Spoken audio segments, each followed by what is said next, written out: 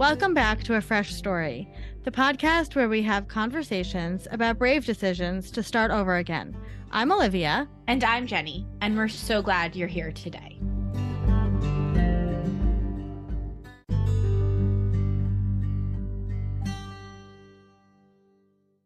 Hello, sis. How are you? I know you hate that question. I don't hate it. I just freeze up. But I also freeze up at the question I'm going to ask you a different question then. I'm going to start again. Okay. Hello, sis. What's your favorite color? Why would you do that to me? That's so mean. Okay, what is the last song you listened to? Oh, Thomas and I listened to what were we listening to? We're listening to the national, the national radio. And I would say the last song I can remember listening to, no, we're listening to The Cure radio too. But the last song I can remember listening to was I Should Live in Salt by the National. I laugh because in my previous life, but before I was with Thomas, people would say to me, why do you listen to such sad music all the time? And I would say, what are you talking about? My music's not sad. And it was like Leonard Cohen and so not sad. The National, but like things like The National. To be in your apartment listening to that music. And then I met Thomas and he was like, here's some more sad music. Have you heard of Nick Cave? And I was like, this is amazing. And now we just love sad music together. But I have to say, like, we went to go see The National, who's like a very like sad dad rock kind of band. And they gave a great concert. So like, it's not all sad. It just kind of depends on the tempo of it. Anyway, speaking of musicians and speaking of musical instruments and the fact that I am now with a musician and you were once with a musician. I was. And this is how you found. This is how we found today's guest, who is Jayne Henderson, Elizabeth Jayne Henderson, who also happens to be one of my loves, one of my best friends. And I made that happen. You can better believe I made that happen. No, EJ and I met many years ago because my ex-husband was a big fan of her father's guitars and story. And so I learned a lot about Jayne Henderson that way. Who's a luthier. He makes guitars. Yes, he is one of the most Otherwise, famous. it just sounds like he owns guitars. No, yeah. So EJ's dad is Jayne Henderson, who is he is known for his guitars, very, very famous. We get into this on the episode. Yeah. And EJ is also a luthier. She is revolutionizing the women luthier industry. And she is an incredible person. And so we connected again, like most people in my life, via I found her on Instagram and then emailed her. We had like an email relationship. And then we ended up meeting in person. And when we went down to North Carolina, and I think I still have the little piece of wood she gave Weston back then. But EJ is she makes guitars, she makes ukuleles, but she also is brilliant and we talked a lot about father-daughter relationships and, you know, kind of the relationships we build with people and the places we go and the big life decisions. She made a huge life decision to become a luthier and kind of why she made that decision. But this was a really interesting episode. You know, we always joke, we get our friends on the podcast to talk to them for 45 minutes, an hour. Yeah.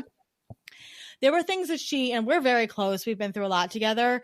She, saw me through my divorce. I saw her through loss and all of these things. But there were things that she mentioned on the podcast that I didn't know. And sometimes when we get our best friends on the podcast, they tell us things. Yeah. And it's really fascinating.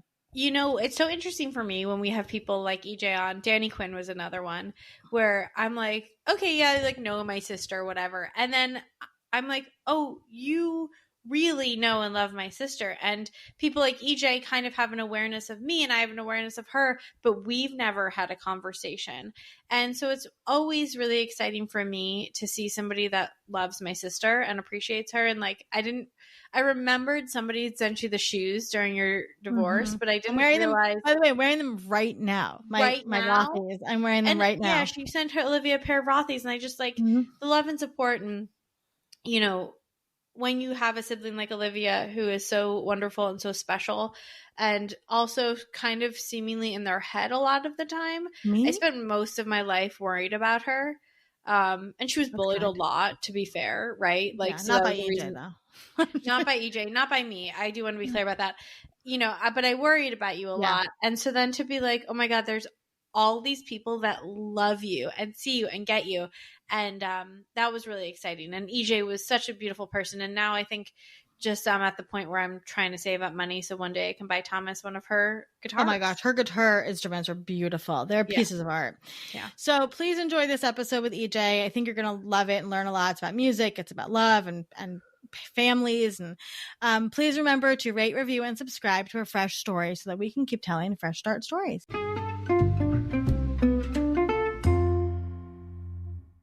Jayne Henderson is an acoustic instrument maker specializing in small body guitars and ukuleles, who took a major jump from nonprofit environmental law into the mostly male-dominated field of instrument making. She learned the trade from her father, Wayne Henderson, as he helped her build a guitar to pay her law school loans, and it turns out guitars are way more fun than writing grants. And I am especially excited to have you here today. So I'm going to talk about how we met because we have kind of a funny meet cute. So years ago, I was married. Once upon a time, I was married to a musician, and he was a big fan of your father's. And somehow, I guess he figured out that you also built instruments. And so he was interested in possibly buying something from you, which he has yet to do. And I'm going to buy one first. And so this was like a long time ago. Probably, I think this was, almost 6 years ago. Yeah, because Wyatt was just baby. And so anyway, I found you on Instagram and I messaged you. I think I emailed you. Yeah. And we started emailing and we became like pen pals. And then we happened to be going down to North Carolina for like Thanksgiving, I think, or something. Thanksgiving 2016. No, wow. It was right after the election. Right. And you invited us over. You were like, come on over, hang out. And it was an awesome experience. I got to see you, and you built stuff with Weston, and it was like a really, really cool experience. And so since then, we've become dear friends, and we've seen each other through a lot. And I tell everybody this story. When I told you I was getting divorced, you sent me a pair of Rothy's, and they carried me through walking every single day. That was like my only solace of like getting out into the world, and I still have them, and I still wear Rothy's all the time. But I'm really excited to talk to you for so many reasons, because you are brilliant and you're wonderful, and also you're really tough as shit, and don't mess with people. So I love that about you. So thank you for being here, friend. Yeah, thank you. I am so honored to be included in this and get to be part of your journey, because it's inspiring, honestly, to get to see you and make me want to work harder. Oh, thank you. Where are you joining us today from, Jayne? I am in Asheville, North Carolina. I'm in my shop right now because I don't know, why not? Oh, it's very cool. And yeah, I'm here in Asheville. How is the weather there? How are you doing today generally? I do a Facebook Live a lot, and I always ask people what the weather is, and people love to tell me. It's really nice. Right now, it's warm. It's going to be like 80 today, pretty hot, but it's a beautiful, lovely morning. And yeah, I don't think it's supposed to rain, so that's nice. Do you work like all day in there? No, I have a kid. Yes, adorable. One of my favorite little kids. She is something. She loves to be in here too, which I wasn't really anticipating, just how excited she likes, to come in here. But I am a little worried though, because now every time we go to the playground, she's like, I have to go down to my shop. I'm going to my shop to make Lidlies. And I'm like, oh, you're not going to make friends like that, man. But whatever. Well, weird kids make for interesting adults is what it comes down to. Yeah, I mean, I guess all of us, hopefully, we all have our shop. Yeah, we all do. Yes. Yeah. So I spend maybe she does daycare half days, and then she'll come down with me when I have quiet, non-dusty things I can do. Right. She'll come in.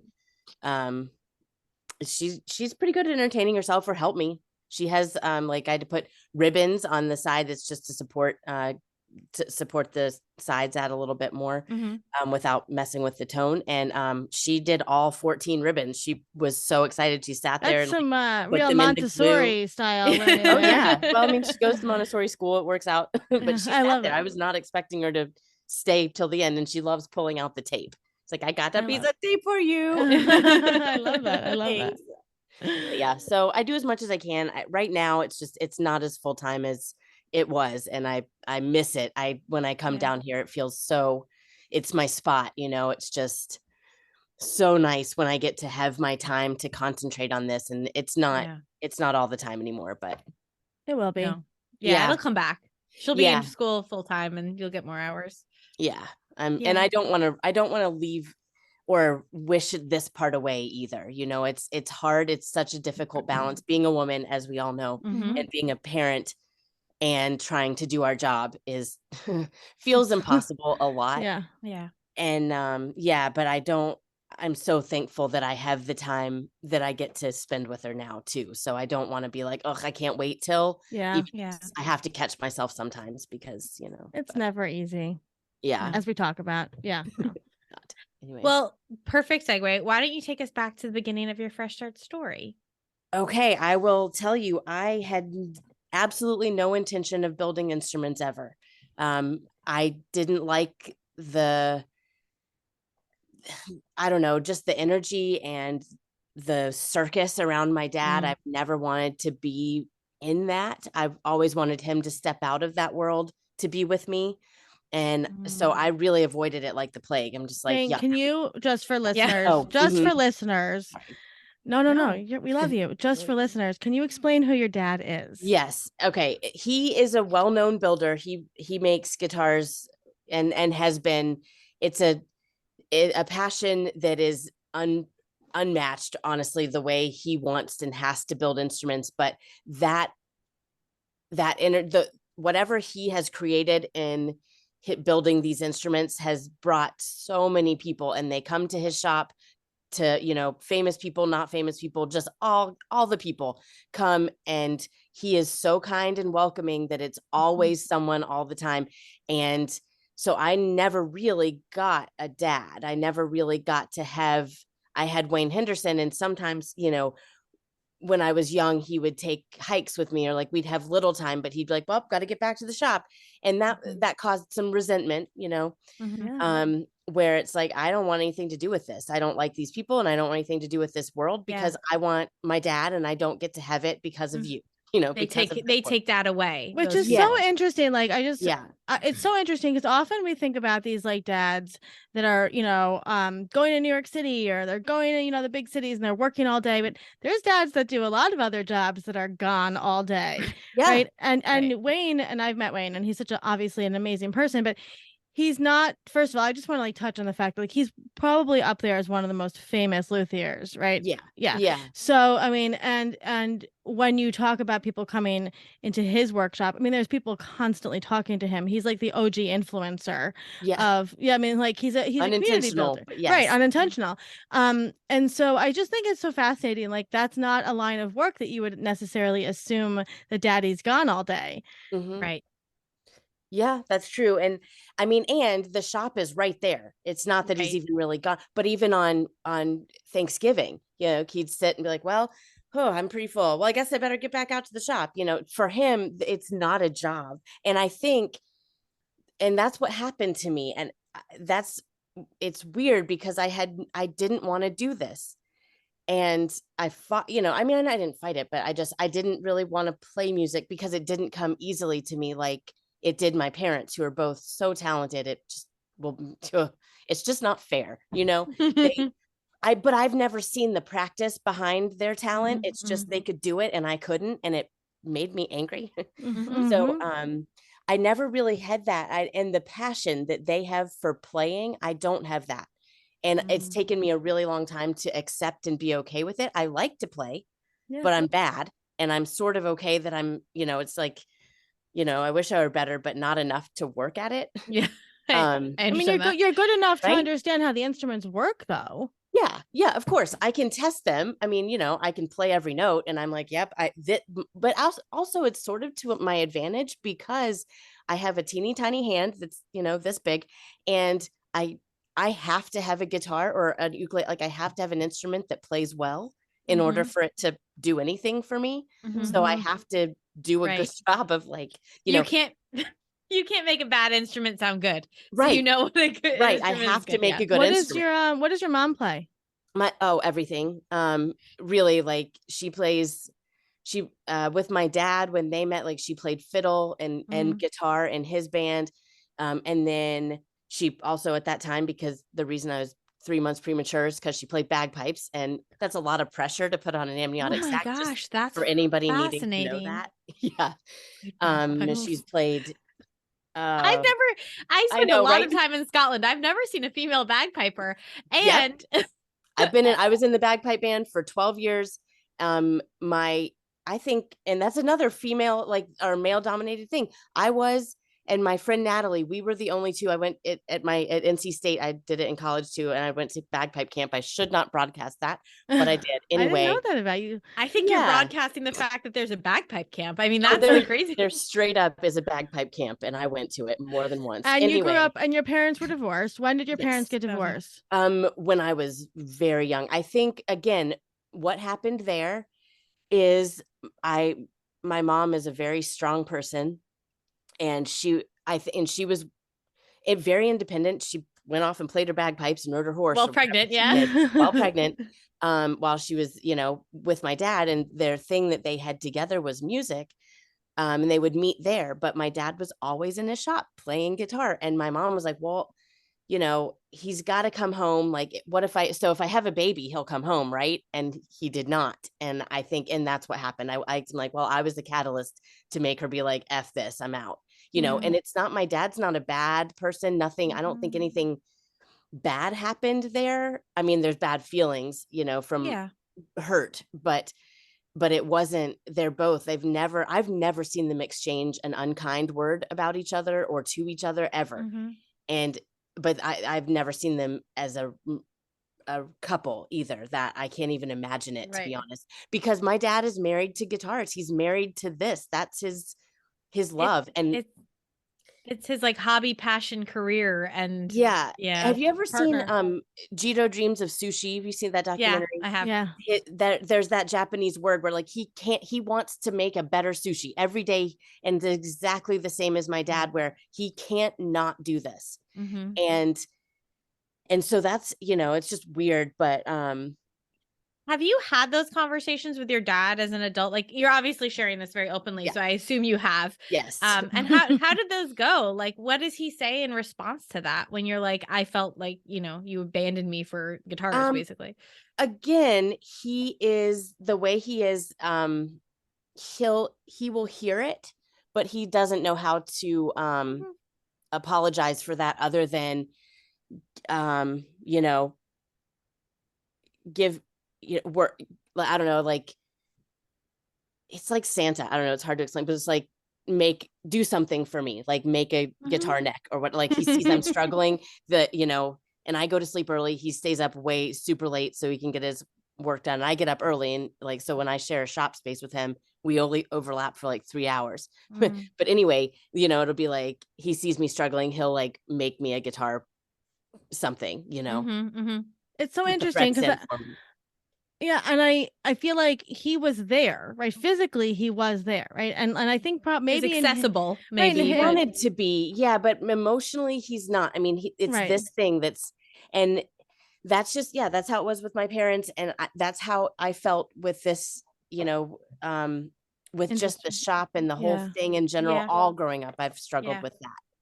So what happened? So then you definitely didn't want to go into that industry. No. And what happened was, I went to environmental law school. And the reason I did that is because I wanted to be a surgeon forever. Again, you'd be a good surgeon. Thanks. I'm very steady hands. I didn't really think about that. And small hands. And I love sewing. My granny taught me how to sew, and I can only hand stitch. Can't use a sewing machine to save my damn life, but I can hand stitch all kinds of stuff. Anyway. There you go. So what happened, I wanted to be a surgeon, and was like, oh God, there's so much math on this. F no. I like rock climbing, and I really like being outside, and this LSAT's just games. So I'm just going to do that and go to law school. Just games. It was just, okay. I was like, cool. I like these puzzles. I like these puzzles. You got a special kind of brain there, I think. So I did that. And then I was like, well, and I went to Vermont Law School. It's really top-notch environmental law program. I ended up getting my master's instead of my JD because I was just like, oh my God, these people, I can't, they are so sure that they want to be a lawyer and are so sure of themselves and their answers. And like the Socratic method in me, another thing about law, about med school, which wouldn't have gone great, is like the Socratic method and me don't work out. Like I just wet myself. I can think about it, like give me like 20 minutes. I'm like, cool, I have exactly what you need. But it put me on the spot. I'm like, yeah. you know, so I got a master's in environmental law and policy and had thoroughly planned to work for the federal government. That's what I was like, I loved working for the Forest Service. I did an internship with them. I loved it. It was the best time. And then I was offered a position with the EPA actually. Because I had to jump through several hoops because to get in with the government, there's just a bunch of hoops you have to jump through. Like my boss at the Forest Service is like, well, I could make you a position, but any veteran can come take it. Like you can't, you have to have certain status in order to get the job. Okay. And so I did AmeriCorps and I worked for an environmental nonprofit and did AmeriCorps in order to get that status.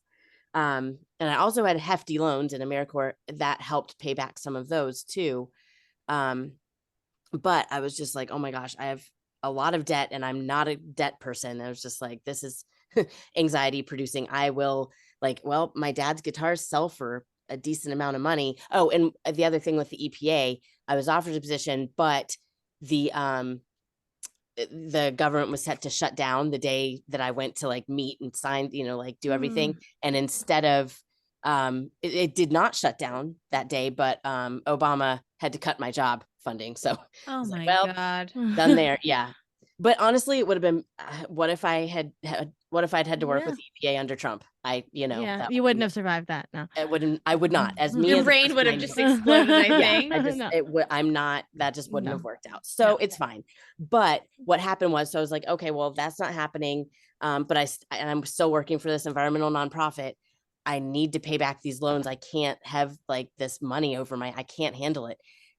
Just this anxiety of it.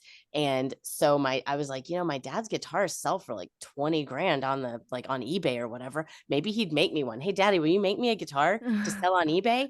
And he was like, yeah, I'll help you do it. And I'll give you the best stuff and I'll show you how to do it. But you have to come in here and be in the shop and do it all day long. You're going to have to actually do it. And I was like, ugh, that's going to suck. I hate the shop. I don't want to be in there. But then I went and I made that guitar and it was absolutely the most magical, best time I've ever had. And I thought like, one, having tangible evidence of what you had done that day, like, look what I made with these hands. Look, there it is. It was so invigorating. But then also I got a relationship with my dad, which I'd been dreaming of and wanting and never thought I would have anything like this.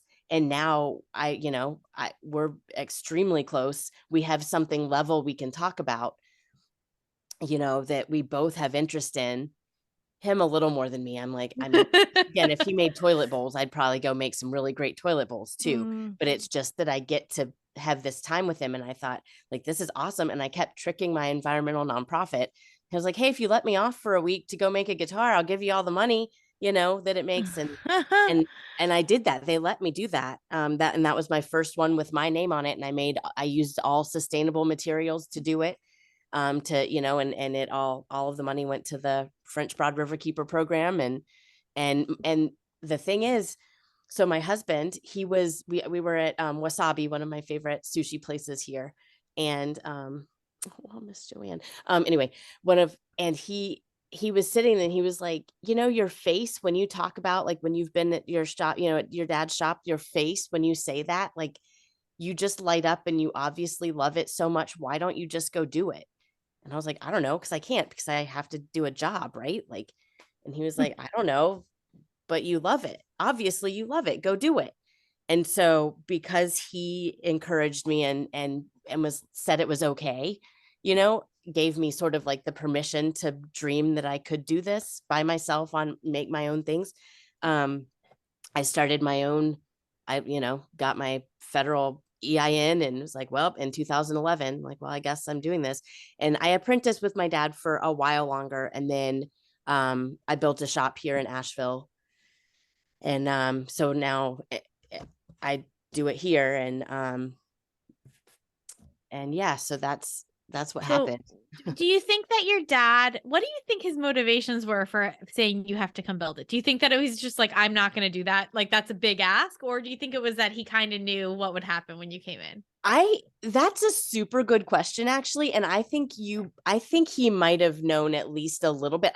But in interviews, one time there was an interview that he didn't know I was still sitting there for. And I was like, just sitting there, listening. And he said so many nice things. And he was like, I always knew, and he says this a lot, that he's like growing up, she would always come into the shop and want to do stuff like make little things like jewelry or a box or chessboard, whatever. And I always knew that she had talent in like art and with her hands. I knew she could do it if she wanted to. Right. And so I think, that probably was a bit of the motivation, is like, I know she has the potential to enjoy this. Let's see it, let's encourage her to try it to see if she likes it. But I think a lot of it was just, like, this is something that we'll get to do together. That, I'm not going to do it for you, but I'll do it with you. And so, and I don't think none of us, especially me or my dad, expected this, expected it to be something that, like, truly I can't, like, when I have something that I'm working on that is challenging me and is getting me like an inlay, especially inlay is my favorite thing. That's sort of what I'm known for and what people seek me out for is like a special custom inlay that I do by hand. I don't use a CNC. I could, and I do occasionally, for my name and stuff, but I love the hand stuff. I love doing it by hand. And I don't think any of us could have expected that I would not be able to, I'd just be so excited to go to sleep so I could get up to do it. And, I don't have a job, and I always feel kind of lame. I'm like, well, I don't really have a job. I'm just like, but I'm sorry, miss. What is the waiting list for your guitars? A lot. But it doesn't feel like it. I feel like I don't really do it. I get to come down here and make pretty things. And, I understand that. I asked Olivia the other day, we're building a new website just so that people can like work with us in different ways. Yeah. And I was like, Olivia, can you remind me that this is actually work and this isn't just something that I'm having fun doing? Ugh. And she was like, no, it's actually work. And meanwhile, Jayne, I'm sitting here thinking, when you and Olivia met, I was with somebody who was not, he had a guitar, but he was not a musician. And now I'm engaged to somebody who's a musician. And I'm thinking, oh my God, one day I'm going to buy him one of Jayne's inlaid guitars. And I'm sitting here thinking, what am I going to inlay? Like his whole thing is like, he's like Seagrave. That's his like stage name. So I'm like, ooh, what's it going to be? And like that you haven't, and I'm thinking one day I'll have enough money that I'll be able to buy one of those. Money. It's going to take us years. Are you kidding? And so it's a job. Even if you like it, it's a job. Yeah, it's true. It is true. And and also it's a capitalistic thought that we need to have jobs. Yeah, that's true too. So how did the word start spreading about you and your instruments? It just kind of did. It's the same as my dad. It started out a lot of people being like, I've got being like, like coming by his shop and wanting something from him. And at the beginning it was like, I want a D18. I don't want to wait for Wayne to do it. Can you do it?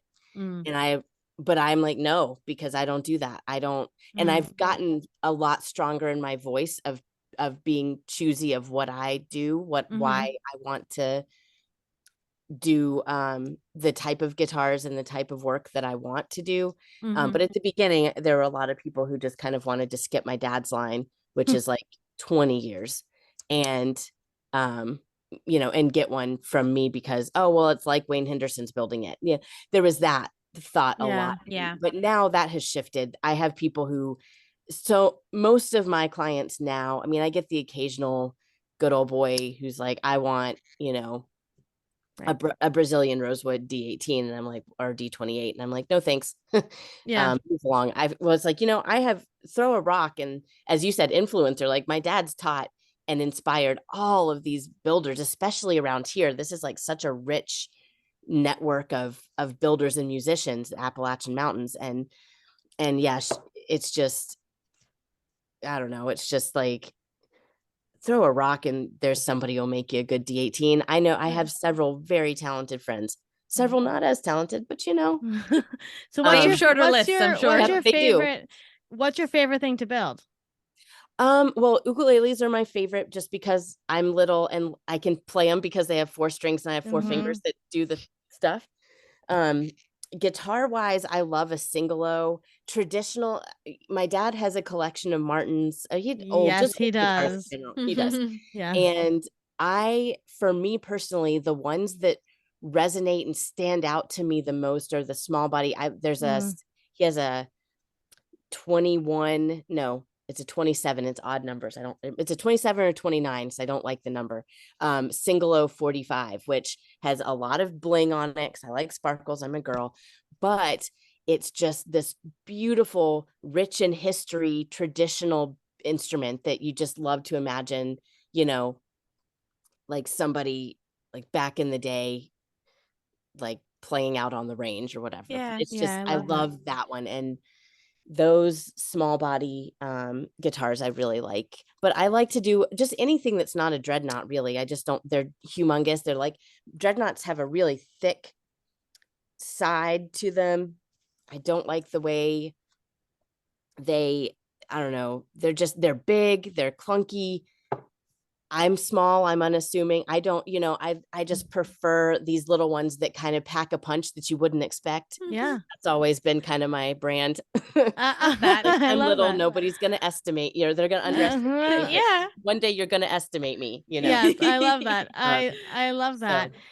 Well, so you've traveled to deliver instruments. I love to do that.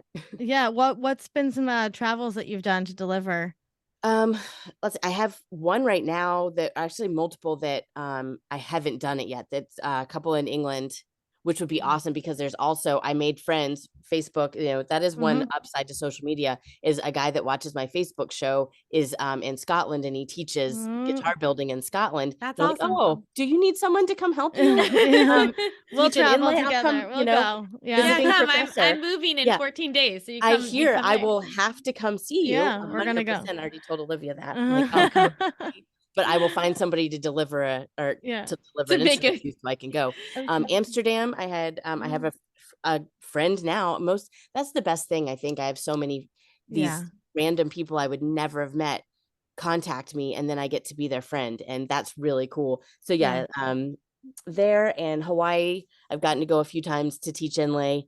I just random, a guy heard me on NPR. I think he was the surgeon, on Kauai, as one is sometimes. And he was like, yeah, I couldn't sleep because I'm old and I don't sleep well these days. And I was listening. I was up really late because of the time difference, and I was listening, and they were playing your All Things Considered. I think I heard you on there. I heard something American Roots, something like on NPR. I had to have been national, but in any event, he was like, yeah, I heard about you. And so I was just wondering, I'm an amateur builder, and I know you like inlay. Would you be interested in if I paid to fly you over, and then I'll give you a place to stay for like 8 days. I'll give you a car. Would you like to come and teach us inlay for maybe 2 of those 8 days? I'm like, in February? Like, is this some kind of trick? Like, yeah, I'll be there. I love that. It didn't occur to me until you just mentioned that he was a surgeon. The connection of like surgery and inlay and like what you're doing, like it is very precise and surgical. And my patient's already dead, so technically, so the it's all up from there. That pressure's off, but it's the same. I get to see a being be born. And I'm taking something that once was alive, now isn't as alive, but still is in a sense, and then give it a soul. And then other people get to take on. That's what's so fascinating about these instruments, and the reason they're called instruments is that they're able to to be something different to each person who is using them at that time. And because I have a guitar that I just built and have let several people play it. You know, my dad uses his finger picks and plays it really hard, and it doesn't like that. This guitar, it doesn't like his style. But my friend Ben came and played it, and it just sang for him, you know, in this manner that it's not, you know, my dad is incredibly talented. It's not that he can't, you know, that he doesn't play well enough to, he can make a, you know, a cardboard box sound good, but this guitar wanted a different touch, a clean, light touch that, I mean, and the music that came out of it when my friend Ben played it, I just love that it takes on a different person every time someone, it, you know, it attaches its soul to that person. And that's what, I mean, truly what I love about being able to do this is, I mean, it's beautiful because you truly do light up when you talk about it. And like, you know, I like that part. The person part. Yeah. And you have these beautiful, if anybody's interested, Jayne does Facebook Lives and she'll be in her shop and she chats with everybody. And also something else that you do is you're a beautiful writer. Oh, thank you. I do have plans. I would love to write a book. You'll have to give me tips. We'll help you. Yeah. I would love to. I've been thinking about it. It's been rolling around. But yeah, I need to just actually sit down. I mean, I wrote a blog for quite some time. I love writing, but again, I had that dang baby. And she does not allow me to sit with my thoughts very often, to sit and really, and when I do write, the same as my instruments, I put my soul in it. Yeah, you and do. It takes a while. So yeah, that's sort of the crux there, is finding, I need to make the time though. I have so many things, so many dreams. I know they'll come to be. They'll come to be. And you had a relationship with Doc Watson, who my second son is named for. Yes. And maybe that's why I don't know, your son is, both of them are so special, but I like them. But I mean, I just met the one, he looked like a potato that time. I think Wyatt was the teeny tiny very baby. potatoey at that I time. remember when last night he was lying in bed while there was some rave music on the TV, raving though, and while he was falling asleep. I have a video. It was incredibly cute. But my point was that you and I share this love of our and like I wouldn't say ancestors, but our family and a reverence for the women, especially. Yes, that we are both very us. close to our grandma. Yeah, who is still with us for sure. Yeah, 100%. And I love the writing that you've done about your grandmother and your aunt, right? Yep, Charlene. Yep, and you know, she stepped into that role when my granny wasn't available physically. My aunt did. Yeah. So, and I love that, and I love reading all about that and the relationship that you have built with these people. And so what I want to talk about before we let you go is you are in an industry that is mostly very much male dominated. Yes. What has that been like being, and you're also very small like I am. Yeah. I mean, well, most of the time it feels like I'm standing in a forest. I'll tell you that. One thing I do love about you, which we don't talk about a lot, is you have a love for shoes. You do love shoes. Yeah, I have. Yep. Yeah, you have a shoe collection. About that. No, you have a very beautiful shoe collection. Thank you. But you know, you did enter this very male dominated industry, and what is that like? What has that been like? You know, so again, I think a lot of it I'm still talked at. But yeah, when I first started out, you know, they would talk over me or stand over me or whatever, you know, just be the mansplaining dude that they are, you know. And the other sort of frustrating thing, that the majority of my clients are old, rich, white Republican men. But I have to just find a way to bridge that gap. And I take that as a challenge environmentally, because it's like, you know what, I'm going to subtly tell you some things instead of like, you know, preach to the choir of the Sierra Club, which is what I was doing. And this, I love that I get to sort of sneak in. Right.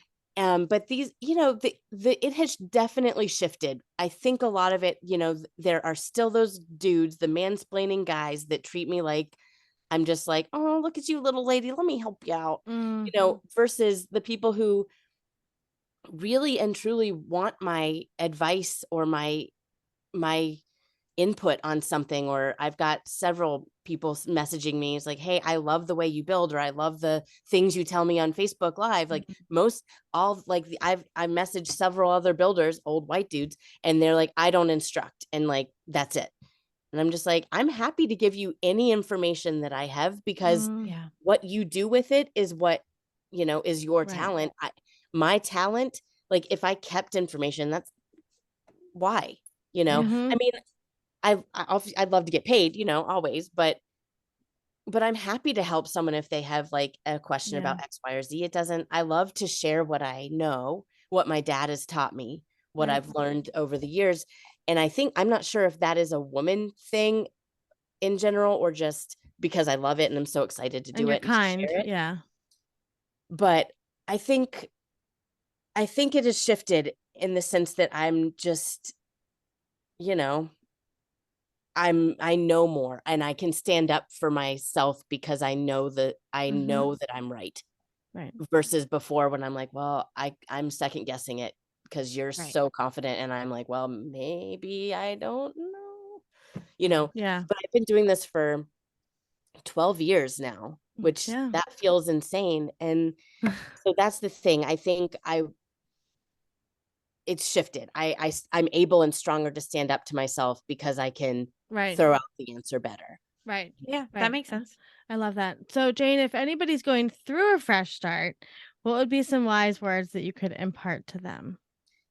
I think if you find something, if you're ready to make a change, if it's going to bring you joy, you need to chase that.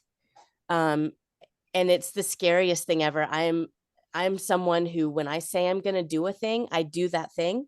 So when I say I'm going to do law school, I do that, and I'm like, well, this feels really horrible to say, never mind, I'm going to pivot. So it's terrifying, but you're not by yourself. Find a support. There's somebody, always going to be somebody, usually Olivia, who's going to support you, seek her out. She'll support you, guaranteed. But just very true. It's just, I think, finding a support, but do the thing that you love. What's the point? If there's something that you found that you love so much that gives you any semblance of joy, and you like it more than the thing you're doing now, go do that thing. It's so scary. And I get that. And so do every single person sitting here. Has done it. Or has considered it. I mean, it's so scary, but do the thing that gives your life joy, because there's just no point to not. Yeah. And sometimes we don't know the joy it's going to bring. Even parenthood, you don't know. Parenthood, I think about all of our conversations we had about you debating whether you wanted to have kids or not, and you didn't know the joy it was going to bring you. No, I know. I mean, I'm still like, oh, why did I do that? But I am. I mean, we all do, by the way. The person that I have, like, how did I get that? I'm just so lucky to have this soul and this being that came to be mine. Like, what? That's true. I mean, you don't know. Sometimes you don't know, but if you have an inkling, because you'll feel, you'll know that you might, and you should try it, because it's like, I mean, in the case of Matilda, I can't take that back, but no, but like, I'm thinking of like, friends of ours maybe that are in relationships that are not perfect, but they're not horrible, but they just know that maybe there's something different or better that they could have that has more joy. It's so interesting, the paths that we choose and the paths that we take. And it could be comfortable. It feels fine because it's there and you're used to it. But taking the leap, there's just such a possibility of getting so many more colors. You think, here's the rainbow, it's these many colors. But if you step over here, what if you see all the other colors? Yeah. That's a perfect way of putting it. You're gonna make me cry. I love that. Okay, and last but not least, and you have some good food where you are. So what was the last thing that you ate and truly loved? Last night we went to Cucina 24, which is our favorite spot, and we don't normally bring Matilda, but we did, and she did great. She got her cherry cocktail. My God. I don't know what I'm raising. She likes to belly up to the bar and drink her wine. I did air quotes there. I usually have, like the bartender make her a Shirley She's a cool Temple, girl, a soda, whatever. But she's like, I'm having my wine. I'm like, great. Everybody she'll get along with Wyatt. Yeah. Great. Yeah, they can have their Chardonnay. Anyway, so we went to Cucina 24 and we had a really beautiful, it was a pizza, but it had nasturtium on it. So it was like, and chive flour. So it was like a flour, Matilda called it the flour pizza. It was really good. Wow. And we got several other like things, but everything at Cucina is the best thing that you've ever had. And I'm just curious, just before we go, so what really is your waiting list for instruments right now? Well, I'm just that's a And good how do question. you get on it? What's the Yeah. down payment? So I don't quite do it as an actual list because when I did, it became extremely overwhelming. There were over 150 people on it, and I build about 10 guitar or did what before I had a kid 10 guitars a year. So you could do the math if you really felt like it. I don't. So what I do, and I would email people and say, okay, you're next on the list, and I wouldn't hear back. So what I do now, I would guess about 3, maybe 4 years, maybe something like that. But if if you say, send me a message like once every 6 months, and then I know you really want it, you want to chat about the specs or whatever, then I'm like, okay, they're really interested and they've been asking for 2 years. All right, I'm going to put them, I'll slot them on my list. Come December, I open my books for 10 spots. If you get in touch with me, then I'm ready. I can afford it. I've got everything. I want to do it. Then I know the ball is more in your court versus, or the client's court versus me like feeling like I'm pandering or like peddling my stuff. Like, like now I'm asking you to come. Where are you? Yeah. So like, if you want it, come tell me. And if you've been waiting, like I'm making one now. A dude's coming from Korea to pick it up. Wow. And he's been waiting like 5, I think at least around 5 years, maybe 6. But he's been in Korea and I have, but he had heart surgery and he had all this stuff going on. I didn't talk to him for a few years, but now he knows that he can afford it and he's fine and he's not going to kick out before he can enjoy all of the things, then he's like, sent me a message. Hey, I've been waiting a while. When is my turn? I'm like, oh, you have been waiting a while. It's your turn. Like, we'll get it for this year. It's so interesting from like a business perspective, like just from like running a business, like you had to figure all of that out. Yeah. Oh yeah. So much trial and error. And, I learned a lot from the nonprofit. I learned a lot from school, and because of law school, I'm meticulous. I love to see things laid out. I love to jump through the hoops and sometimes and follow all the directions and make sure that I have everything, I like that process, but I had never taken a business class. Probably would be helpful. Yeah, we didn't add that to my list. At this point, it might get in the way. Yeah, but anyway, yeah. So it's just I've trial and error and figuring out what works for this little tiny slice of thing that I do. That's not super normal. That's not. I can't just go to like building guitars and making a guitar business for dummies book. Like there's not a list. No. And my dad for sure doesn't do it right. I'll tell you that. Right. But the beautiful thing is like your job is to produce music and beauty. It is. And that makes, and I will say that's why I love doing this so much. It's not, a lot of times people pick an instrument or pick wood off the pile and put it together and say, here's your guitar, bye. And that's fine. That's a totally fine way to be. But for me, I don't do that because I've had several people, like big like distributors like want me or like want to be the official dealer of my guitars. So I go through them, and I get it because it would be sort of nice, but the clients are why I do this, and I get to make a friend and give that friend joy every time I make one of these instruments. And that's why I do it. As I said, I don't play it to save my damn life. That's not it. I don't want to do it to make more guitars. I want to do it to make people happy, to do something that brings the joy that I get to put into this. I get to push that joy forward to somebody else, and they get to push that joy forward to everyone listening to the music they play. And so I love it because it is fully an instrument of happiness and joy. And I love to be able to be that little catalyst to start off a little bit of, put a little happy in the world, or sad, whatever that song may. If Jayne's singing it, Yeah, well, she sure knows how to make me cry. No, I just love that. I love that. Well, thank you for sharing all of that. We love you, and you're so amazing, and I can't wait to see you soon. And yes, please just keep up what you're doing, because what you're doing is incredibly important. Well, thank you. I appreciate that.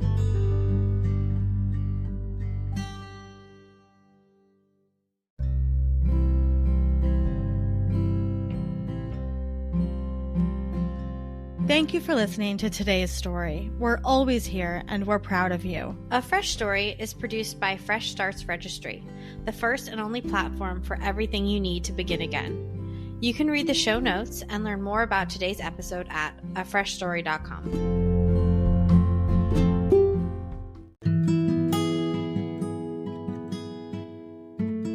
As always, we want to remind our listeners that while we strive to provide accurate and helpful information, we are not medical doctors or mental health professionals.